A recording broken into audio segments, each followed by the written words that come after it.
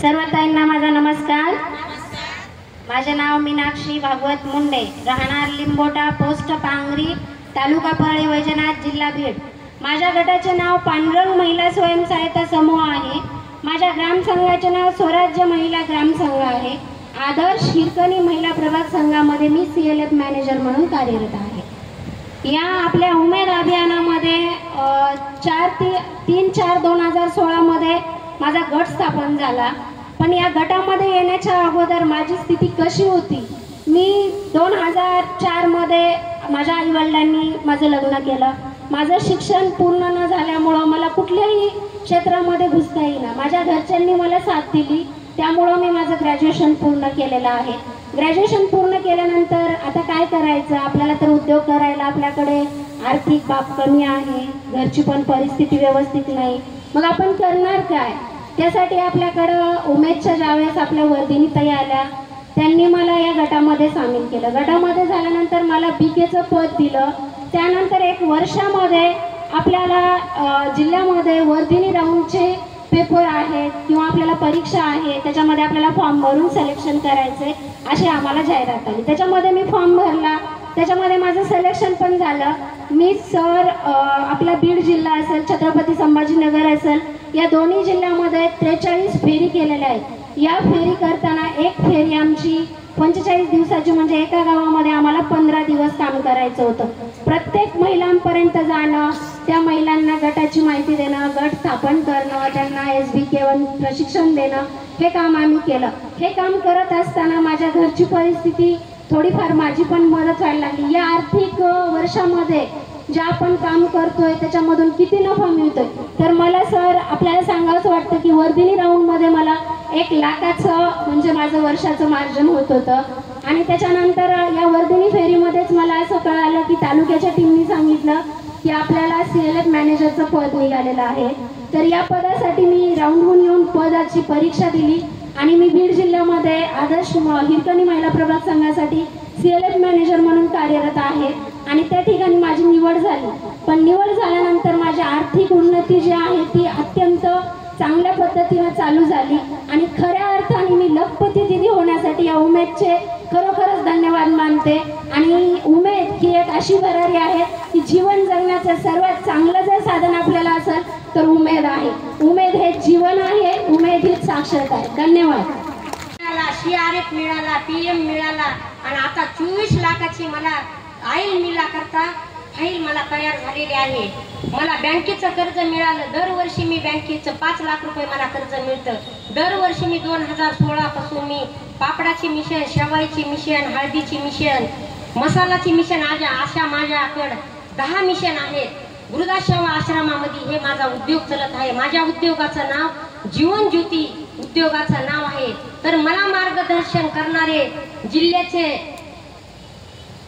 तालुक्याचे हे मला साहेब लोक गहार इंडे आकाशी लक्ष त्याचे पिल्ल्यापाशी.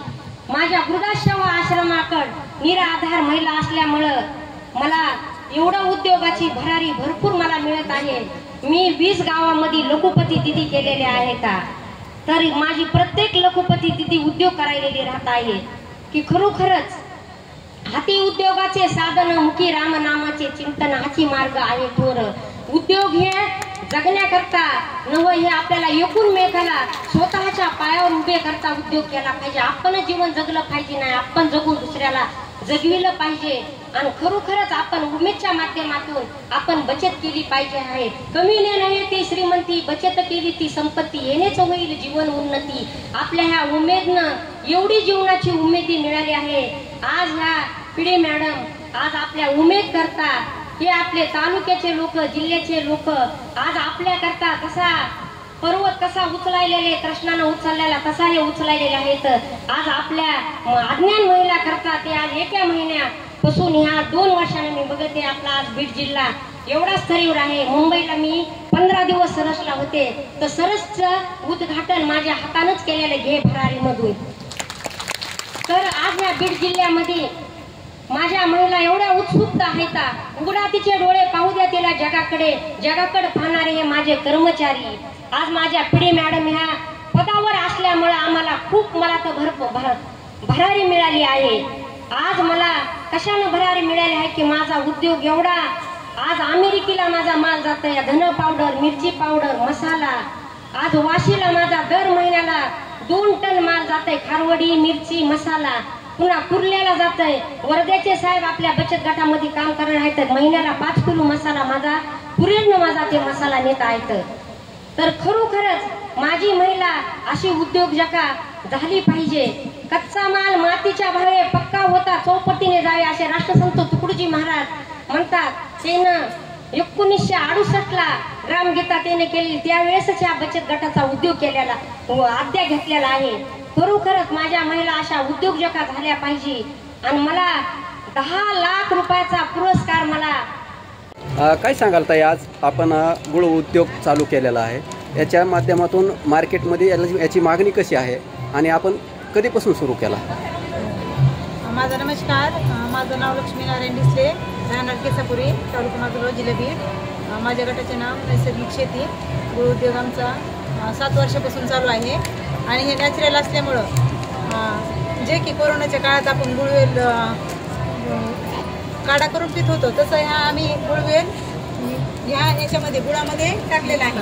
त्याच्यामुळं त्याचे खूप फायदे जे की तुम्ही आम्ही हे सांगू शकत नाही की इतके फायदे याच्यापासून आहेत. आणि त्याच्यासाठी आता आम्ही हे गुळ उद्योग चालू केलेला आहे. याची मागणी खूप आहे आम्हाला.